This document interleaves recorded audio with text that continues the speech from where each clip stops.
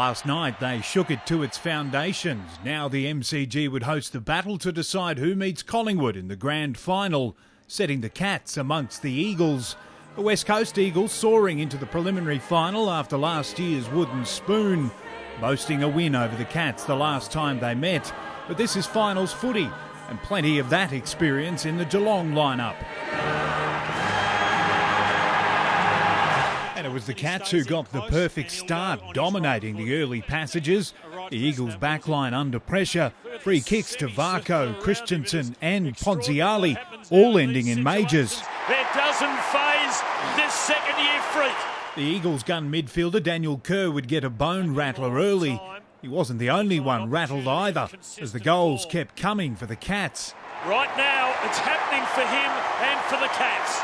They'd have to wait until midway through the first term, but eventually it would come. It's just going to get there. Maybe that'll turn things around for the Eagles.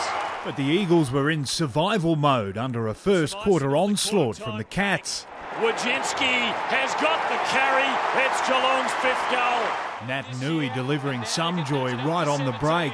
As the Eagles are within 22 at the quarter-time break. West Coast would trim that immediately in the second, with goals to Lacroix and Luke Shuey, before Tom Hawkins broke free from Darren Glass. Geelong seizing back the momentum. The man freed up is Selwood. Not a good strike, but it comes back for a goal. And Geelong back out beyond 20. The Cats once again on top, but the Eagles' Jack Darling would draw them back into the contest. It is a thundering goal from the 19-year-old. But the Cats would give themselves a little more breathing space through Bartel. He's kicked them from there before, Jimmy Bartel, and he's done it again. Amazing. 25 points the difference at the main break. Stevie J the difference after it. Steve Johnson's bouncing kick. Moments later he'd be left screaming in pain after this collision. The mercurial Steve Johnson stretched it off with what looked like a serious knee injury. The Cats, though, in control. To stretch it beyond 40 points. And that looks good. No doubt about it. Daniel Kerr would stop a run of 4 straight for Geelong, but the Cats would continue to dominate. Oh, Ponziali on the crest of a wave takes the mark.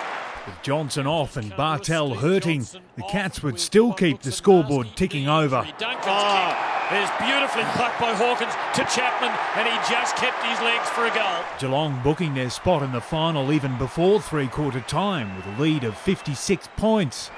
What a debut season for little Alan Christensen. He's going to have a big role too next week. Johnson would miraculously emerge from the tunnel wearing what should have been a red cape. How good, son.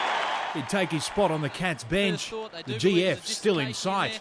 So what about next week? He said, mate, there's 6 days. I'm going to do everything I can. While this year's flame may have extinguished for the Eagles, it still flickers for the future. He's an irresistible force, Nat Nui. Oh, what a goal. What a star he'll be. Scott Selwood with something to remember the day by. Just the one Selwood brother, Joel, heading to the grand final, though. The Cats' third quarter blitz ending the Eagles' challenge. 48 points the difference in the end. Geelong sweating on the fitness of their superstar, Steve Johnson. There's no prognosis yet. I'll need a scan probably early next week, so I'll see what happens. David Murdoch, Big Pond Sport.